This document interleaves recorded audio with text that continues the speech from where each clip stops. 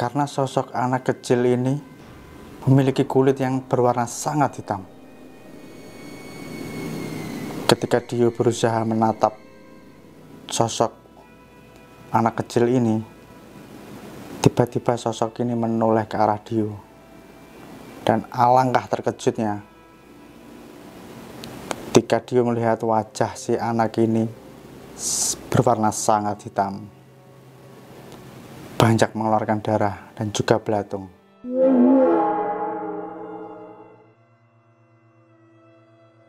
Ketika mereka membuka bungkusan kresek berwarna hitam itu, alangkah terkejutnya ketika mereka melihat apa yang ada di dalam kresek berwarna hitam itu. Ternyata ada potongan kepala manusia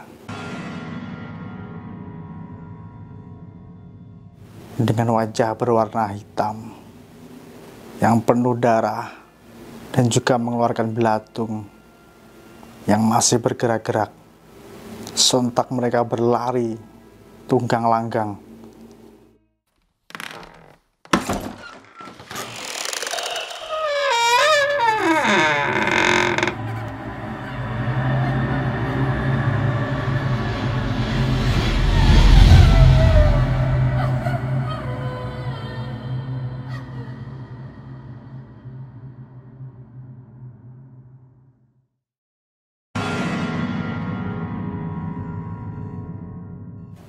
Assalamualaikum warahmatullahi wabarakatuh.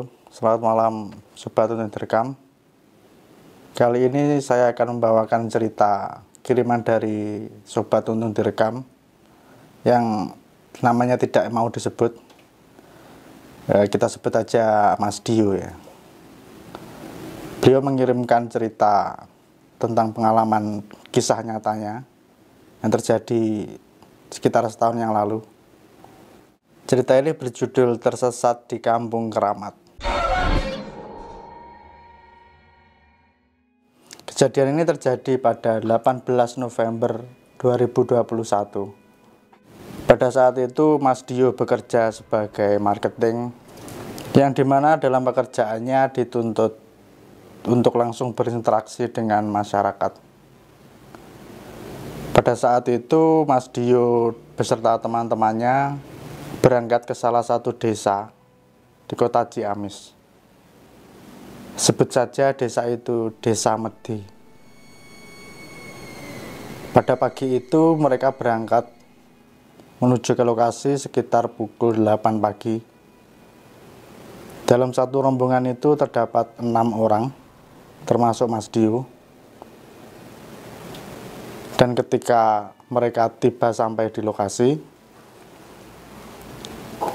mereka dibagi menjadi 3 tim, yang dimana satu tim terdiri dari 2 orang. Dan kebetulan Dio ini dipasangkan dengan temannya yang bernama Teddy. Singkat cerita, setelah pembagian tim itu, mereka pun langsung berpencar untuk menuju ke rumah-rumah warga. Dio dan Teddy ini langsung berjalan menuju ke arah suatu desa yang kita sebut saja Desa Medi ini, yang kebetulan geografisnya desa ini terletak di perbukitan ya teman-teman. Dan tak terasa ketika mereka sudah sampai di desa tersebut, jam menunjukkan pukul 12 siang dan tiba waktu zuhur. Tanpa berpikir panjang, Dio dan Teddy pun memutuskan untuk menunaikan sholat zuhur. Yang kebetulan juga di tengah-tengah desa tersebut terdapat satu musola kecil. Setelah mereka menunaikan sholat zuhur dan juga beristirahat, ketika jam sudah menunjukkan pukul 1 siang, mereka pun langsung memutuskan untuk mendatangi rumah warga satu persatu ya. Dio dan Teddy ini kemudian langsung mendatangi rumah pertama yang dihuni oleh bapak-bapak dan ibu-ibu. Bapak dan ibu ini sangat ramah kepada Dio dan juga Teddy. Sampai-sampai mereka dipersilakan masuk, mereka dikasih minum, dan sampai-sampai sebelum mereka meninggalkan rumah bapak itu, mereka diberi bekal makanan yang dibungkus di dalam kresek berwarna hitam. Ketika Dio dan Teddy ini keluar dari rumah bapak ini, si Teddy pun menghampiri sosok ibu-ibu yang pada saat itu sedang mengajak bermain anaknya. Pada saat itu Dio pun memutuskan untuk pergi ke rumah warga selanjutnya sendirian. Di rumah yang kedua ini, Dio menemui penghuni rumah yang dihuni oleh kakek-kakek dan nenek-nenek. Dio pun bertanya kepada mereka, "Sendirian aja, Nek? Kemana anaknya?" Sang kakek pun menjawab, "Gak ada, Nak.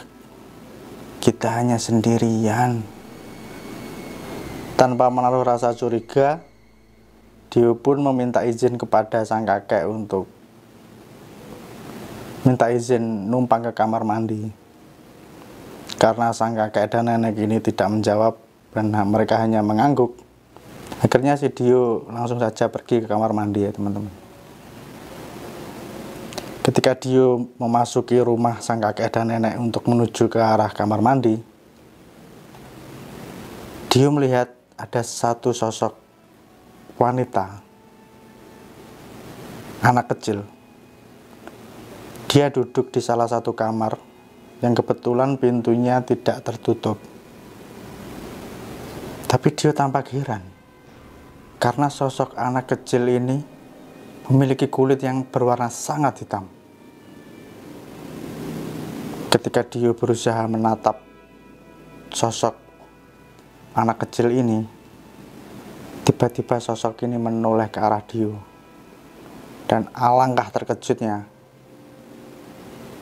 ketika Dio melihat wajah si anak ini berwarna sangat hitam, banyak mengeluarkan darah dan juga belatung.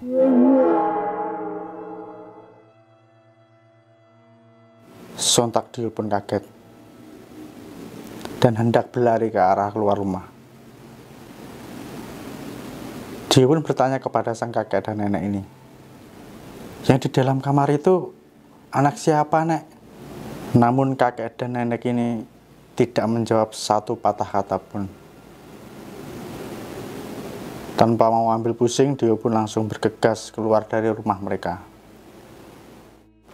Setelah Dio keluar dari rumah kakek itu, Dio langsung menghampiri temannya Teddy yang masih mengobrol dengan ibu-ibu yang sedang mengajak main anaknya tadi. Namun Dio merasa aneh. Dia melihat anak si ibu ini bermain dengan salah satu sosok yang ciri-cirinya menyerupai tuyul dengan kepala botak dan hanya memakai kolor pendek berwarna putih dan tanpa mengenakan baju atasan. Dia pun langsung mengajak pergi si Teddy ini. Setelah mereka pergi berlalu dari ibu itu, Dio mengecek HP-nya yang ternyata ada chat dari teman-temannya satu rombongan tadi. Dalam chat tersebut mengabarkan bahwa Dio dan Teddy ini diminta untuk segera pulang. Namun tiba-tiba HP Dio langsung mati. Padahal dia yakin kalau waktu itu HP-nya masih 90%. Akhirnya dia pun bertanya kepada Teddy, "Gimana, Ted? Kita nginap di sini atau pulang?" Teddy pun menjawab, "Pulang aja yuk. Perasaanku nggak enak di sini." Akhirnya mereka berdua pun memutuskan kembali pulang menuju jalan yang mereka lewati tadi, yang memang hanya ada satu jalan menuju desa itu.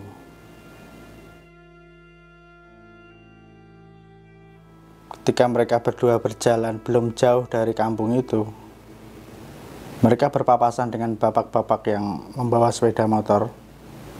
Mereka pun bertanya pada bapak itu, "Pak, mau tanya,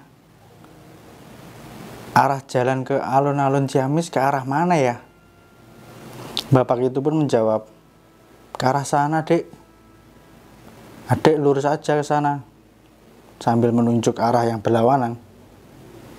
Dia pun bertanya pada Teddy, "Ted, bukannya itu makin jauh ya, Ted?" "Iya yo." "Ya udahlah, kita ikutin jalan kita berangkat tadi aja deh." Akhirnya mereka pun memutuskan untuk berjalan menuju arah mereka berangkat tadi. Pada saat mereka berjalan, tiba-tiba dia teringat, "Oh iya, Ted, ini tadi kan hari Kamis. Dan kebetulan malam Jumat Kliwon pula." "Hush, gak usah ngomong gitulah yo. Kita jalan aja deh." Karena gak mau ambil pusing, mereka pun terus berjalan. Jalan di desa itu berkonturkan tanah dan juga batu yang dikelilingi hutan di kanan dan kiri. Suasana pada saat itu hanya hening, hanya suara angin yang terdengar. Setelah beberapa lama mereka berjalan, tampak dari kejauhan dia melihat satu bangunan yang menyerupai pos ronda. Ketika mereka semakin dekat, ternyata dia melihat ada satu sosok wanita yang sedang memainkan rambutnya. Rambutnya sangat panjang dan menyilang melintasi dadanya. Dengan tatapan kosong, hanya menatap sepi jalan di tengah hutan. Sontak dia pun bergetar hebat. Bulu kuduk langsung merinding. Keringat dingin langsung membasahi tubuhnya. Dia hanya bisa membaca istighfar sambil menundukkan kepalanya. Dia pun terus berjalan sampai melewati sosok itu. Ketika dia menengok ke arah Teddy, dia pun sadar kalau temannya Teddy ini tidak melihat apa yang dia lihat. Dia pun mencoba mengajak mengobrol Teddy untuk menghilangkan rasa takutnya dan juga agar tidak teringat dengan sosok yang barusan mereka lewati. Mereka berjalan sambil ngobrol ngalor ngidul tanpa arah. Setelah sekian lama mereka berjalan, dia pun melihat tidak jauh dari jalan ada sebuah bangunan yang mirip dengan makam. Dia berpikir, itu seperti makam kuno. Ketika mereka berjalan semakin mendekat, ternyata ada dua sosok tinggi besar, berbulu, tapi bulunya loreng. Yang satu loreng seperti macan, namun yang satu loreng hitam dan putih. Sosok ini seakan menjaga makam itu. Untuk yang kedua kalinya, dia pun merasa ketakutan dan tubuhnya bergetar hebat. Hanya lantunan istighfar yang terus ia ucapkan di dalam hati, sambil dia tetap menunduk. Singkat cerita, ketika mereka sudah agak jauh berjalan dari makam itu, mereka melihat ada seorang pemuda yang lewat menggunakan sepeda motor. Mereka pun langsung mencoba menghentikan pemuda itu. Mereka yakin kalau pemuda itu adalah pemuda pesantren atau santri, karena tampak dari perawakannya. Akhirnya mereka berdua pun mendapat tumpangan. Satu motor dibonceng bertiga. Motor itu pun berlalu, membelah sepinya belantara. Tak butuh waktu lama, mereka pun tiba di suatu tempat. Ternyata itu pondok pesantren. Sesampainya di depan pondok itu, pemuda santri itu bertanya kepada mereka, Mau nginap di sini dulu nggak, Bang? Soalnya udah malam. Dio pun bertanya pada Teddy. Gimana, Ted? Nginap apa lanjut nih? Teddy pun menjawab, lanjut aja dah, Ted. Aku ingin segera pulang. Akhirnya mereka berdua berpamitan dan berterima kasih kepada pemuda itu dan langsung melanjutkan perjalanan. Tak terasa sudah jam 8 malam. Mereka masih berjalan di tengah hutan yang entah di mana. Suara angin yang begitu jelas menerpa dahan dan juga dedaunan pohon dengan suara yang mendesis. Acap kali Dio merasakan ada bayangan yang melintas di atas mereka. Ada suara-suara yang tidak jelas, entah itu suara apa. Karena memang hanya Dio yang mengalami keanehan-keanehan itu. Ketika mereka berjalan semakin jauh menuju tengah hutan, mereka melihat ada sebuah warung. Mereka pun langsung bergegas menuju ke arah warung itu. Dan kebetulan masih buka. Ada seorang bapak-bapak pemilik warung.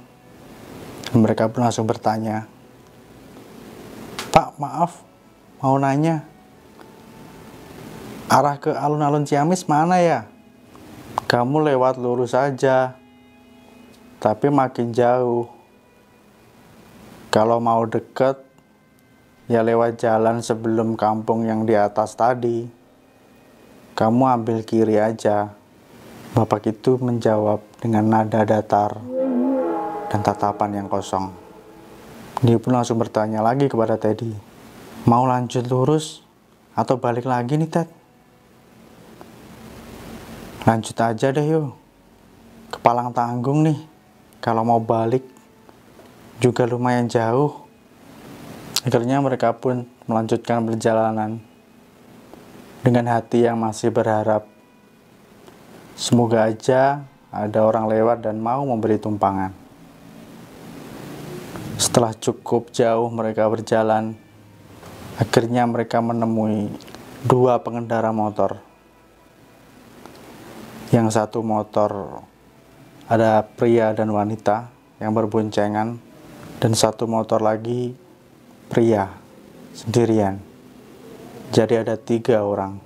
Ketika pengendara motor itu mendekat ke arah mereka berdua, tiba-tiba salah satu pengendara seperti kehilangan arah dan hampir masuk ke jurang. Karena memang kebetulan di samping kiri jalan itu terdapat jurang. Aduh, bikin kaget aja mas, kata si pengendara motor itu. Saya kira tadi mas hantu, soalnya berdua jalan kaki di tengah hutan. Maaf mas, maaf kalau kami mengagetkan mas. Kami hanya mau numpang. Oh iya mas, ke arah alun-alun Ciamis masih jauh nggak ya? Sang pengendara motor itu menjawab, waduh, masih jauh mas. Dia menjawab sambil memberikan sebotol minuman. Beruntung sekali, Dio dan Teddy mendapatkan air minum di tengah hutan. Namun apesnya, 3 pemuda itu tidak bisa memberi tumpangan kepada mereka. Ya sudahlah, mau gimana lagi, gerutu Dio dalam hati. Di tengah mereka berjalan, Dio masih merasakan ada sosok yang melintas di atas mereka. Namun, pada saat itu, sosok itu tiba-tiba hinggap dan berhenti di salah satu pohon. Saat Dio mencoba menengok ke arah sosok itu, ternyata itu sosok kuntilanak bersama dengan seorang anak kecil. Bersama dengan itu, terdengar suara jeritan wanita yang minta tolong. Tolong, tolong. Karena gak mau ambil pusing, Dio pun melanjutkan perjalanan dan hanya bisa mengucap istighfar di dalam hatinya terus-menerus. Di tengah mereka mengobrol untuk mencarikan suasana, Tiba-tiba si Teddy berkata, "Yo, aku tadi melihat kepala." Kepala itu melintas di dekat warung yang punya bapak-bapak tadi. Kepala itu berwajah hancur dan banyak mengeluarkan belatung. Sosok kepala itu terbang melintas di belakang warung bapak itu, yo.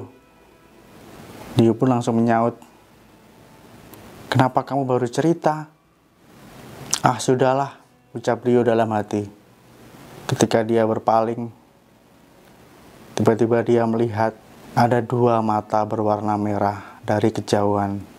Ketika dia semakin melihat ke arah mata itu, bayangan itu semakin jelas. Seakan bayangan itu mendekat dan semakin dekat. Ternyata sosok itu adalah sosok harimau. Harimau berwarna putih dengan ukuran badan bahkan lebih besar dari ukuran badan sapi dewasa. Sosok itu seakan ingin menerkamnya. Seketika itu tubuh Dio langsung kaku. Bulu kuduk langsung merinding. Keringat dingin langsung membasahi tubuhnya. Seakan tubuhnya mematung. Di tengah ketakutannya, tiba-tiba Dio merasakan ada sebuah tangan yang memegang pundaknya. Bersamaan dengan itu, dia mendengar suara. Suara itu semacam suara kakek-kakek. Suara itu berkata, "Jangan lari, jangan takut, lanjutkan perjalananmu, nak." Bersamaan dengan itu, sosok harimau itu tadi pun langsung menghilang, seperti ditelan kabut. Tubuh dia pun langsung bisa digerakkan seketika.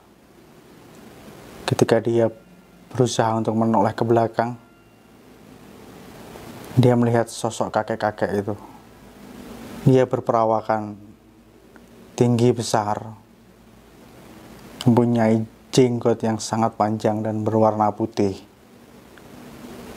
Dia hanya tersenyum kepada Dio. Dalam hitungan detik, sosok itu pun tiba-tiba menghilang, seperti tersapu oleh angin. Tanpa disadari, Dio merasa seperti ada tamparan yang dia rasakan dari pundaknya. Seakan dia tersadar dari lamunannya, ternyata itu Teddy. Teddy lah yang menampar pundaknya, sambil berkata, "Ayo jalan yuk. Kok malah ngelamun?" Dengan perasaan yang masih takut, Dio pun menjawab, "Ayo Ted, ayo kita segera pulang." Akhirnya mereka berdua pun memutuskan untuk melanjutkan perjalanan yang terasa tak ada ujungnya. Namun, tidak lama mereka berjalan, Teddy pun teringat kalau tadi siang mereka diberi bungkusan makanan yang dibungkus di kresek hitam, yang kebetulan pada saat itu mereka taruh di dalam tas. Akhirnya mereka pun memutuskan untuk berhenti sejenak untuk membuka bungkus makanan itu, karena memang sedari siang perut mereka tidak terisi makanan sama sekali. Ketika mereka membuka bungkusan kresek berwarna hitam itu, alangkah terkejutnya ketika mereka melihat apa yang ada di dalam kresek berwarna hitam itu. Ternyata ada potongan kepala manusia. Dengan wajah berwarna hitam yang penuh darah dan juga mengeluarkan belatung yang masih bergerak-gerak. Sontak mereka berlari tunggang langgang. Mereka langsung berlari menjauhi bungkusan itu. Mereka berlari terbirit-birit karena mereka berdua melihat sosok kepala yang sangat mengerikan. Tidak jauh mereka berlari, mereka pun menghentikan larinya karena tubuh mereka lemas Napas mereka terengah-engah. Mereka pun memutuskan untuk berhenti sejenak, untuk beristirahat dan mengatur nafas. Karena memang fisik mereka sangat-sangat lemah pada saat itu. Namun belum lama mereka beristirahat, tiba-tiba Dio melihat sosok bola api yang melintas di atas mereka. Bersamaan dengan sosok Banaspati yang melintas itu, Dio juga mendengar suara tangisan bayi yang seakan membuat istirahat mereka tidak jenak pada malam itu. Akhirnya Dio pun mengajak Teddy untuk melanjutkan perjalanan. Lanjut aja yuk Ted, biar cepet nyampe rumah. Akhirnya dengan sisa-sisa tenaga, mereka pun melanjutkan perjalanan. Dan tidak lama dari situ, akhirnya mereka melihat rumah warga. Ketika mereka melintasi di depan rumah warga itu, tiba-tiba mereka mendengar suara ibu-ibu. Habis dari mana, Dek? Mereka pun langsung kaget dan sontak menoleh ke arah samping rumah asal suara itu. Ternyata benar itu sosok ibu-ibu, bukan hantu, pikirnya kala itu. Mereka pun menjawab, habis dari atas sana, Bu. Habis dari desa Medi. Dengan wajah penuh keheranan, ibu-ibu itu pun menjawab, di atas sana tidak ada desa, Dek. Adanya cuma hutan. Desa Medi itu tidak ada.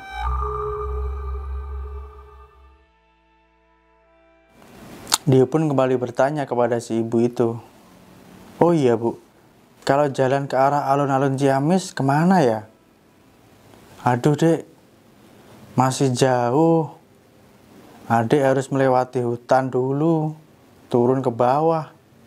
Mereka berdua pun tidak menjawab perkataan si ibu itu.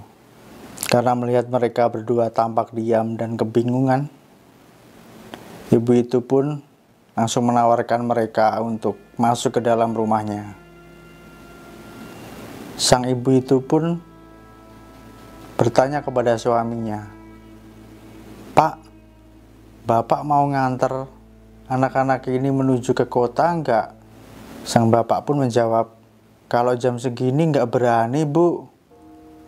Soalnya harus ngelewatin hutan, terus jam segini pula. Toh malam ini juga malam Jumat Bu. Bapak enggak berani. Mendengar jawaban dari bapak itu, akhirnya mereka berdua memutuskan untuk bermalam di rumah ibu itu. Singkat cerita, mereka pun dipersilahkan untuk masuk ke dalam rumah dan juga diajak makan malam oleh ibu-ibu itu. Di tengah mereka makan malam, sang bapak pun bertanya, memang adik tadi dari mana? Kau berjalan di tengah hutan sendirian. Kami dari arah desa atas Pak, desa Medi namanya. Sang bapak pun juga menjawab sama seperti ibu tadi. Di atas sana nggak ada desa, Dek. Adanya cuma hutan. Desa Medi itu juga nggak ada. Malahan terkenal angker hutannya yang ada di sana.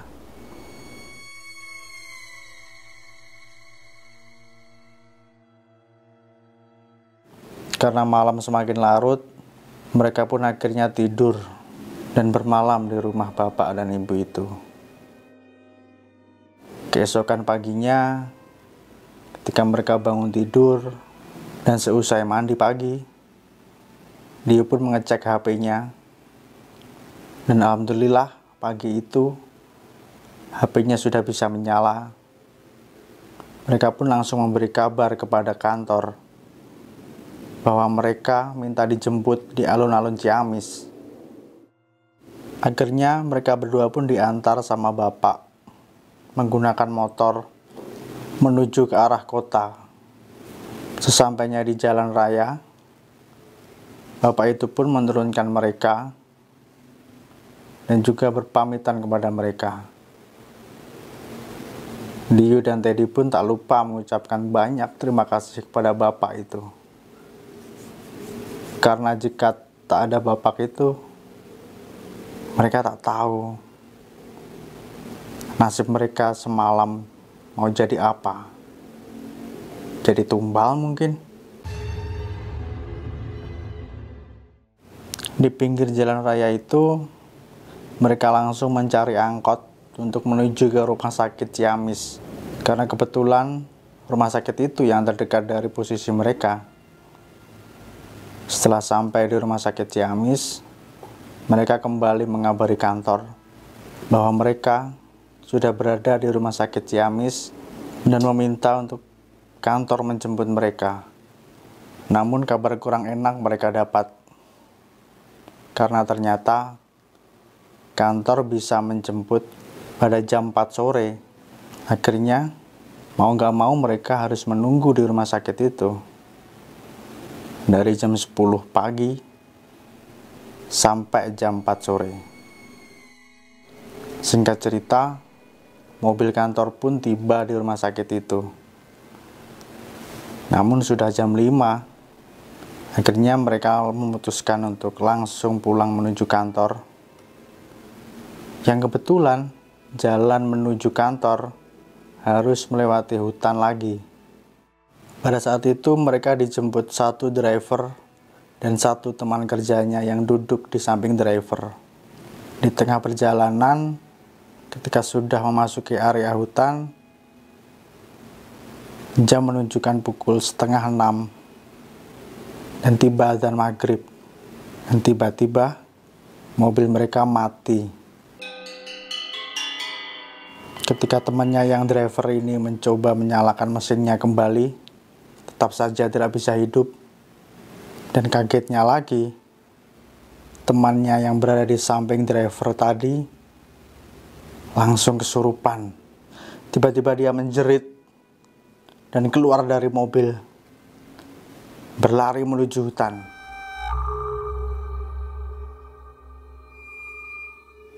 Untung saja Dio dan Teddy segera sigap, langsung mengejar temannya yang kesurupan itu sebelum terlalu jauh masuk ke dalam hutan.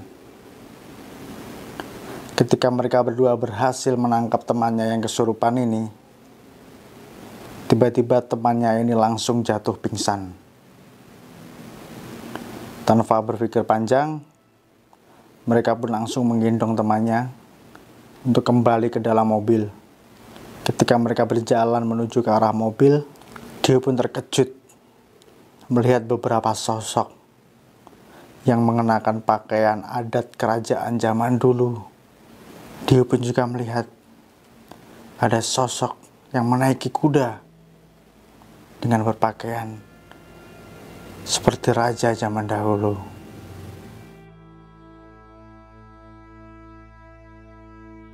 Karena saking takutnya, dia pun langsung berlari sambil menggendong temannya untuk masuk ke dalam mobil.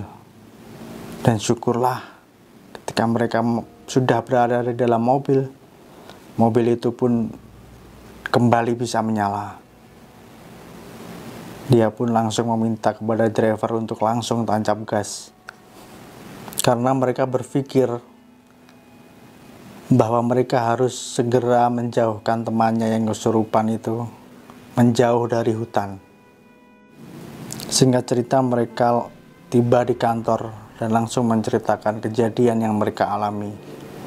Namun tak ada satupun teman dari mereka yang percaya dengan cerita mereka.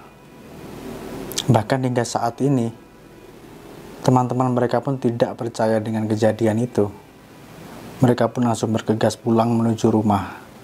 Namun, keesokan paginya, mereka berdua langsung jatuh sakit hingga berhari-hari. Mereka berpikir bahwa teror yang ada di hutan. Mereka berpikir bahwa teror dari kampung Medi itu sudah berakhir. Ternyata tidak. Pada tanggal 9 Juni 2022, Dio pun masih mengalami teror dari desa Medi itu. Dia dimimpikan teror-teror yang ada di desa itu selama 3 hari 3 malam. berturut-turut. Dan alhamdulillahnya Mas Dio sekarang sudah terlepas dari teror itu. Terima kasih untuk Mas Dio yang sudah mau mengirimkan cerita pengalaman mistisnya kepada kita. Dan juga buat teman-teman, kalau punya cerita-cerita mistis, bisa langsung kirim di DM kami di Instagram di @untungdirekam. Dan jangan lupa terus dukung channel kami dengan cara like, komen, dan subscribe agar channel kami semakin berkembang ya teman-teman. Ya mungkin itu tadi cerita yang berjudul Tersesat di Kampung Keramat yang dialami oleh Mas Dio. Akhir kata, saya Wawa pamit undur diri. Assalamualaikum warahmatullahi wabarakatuh.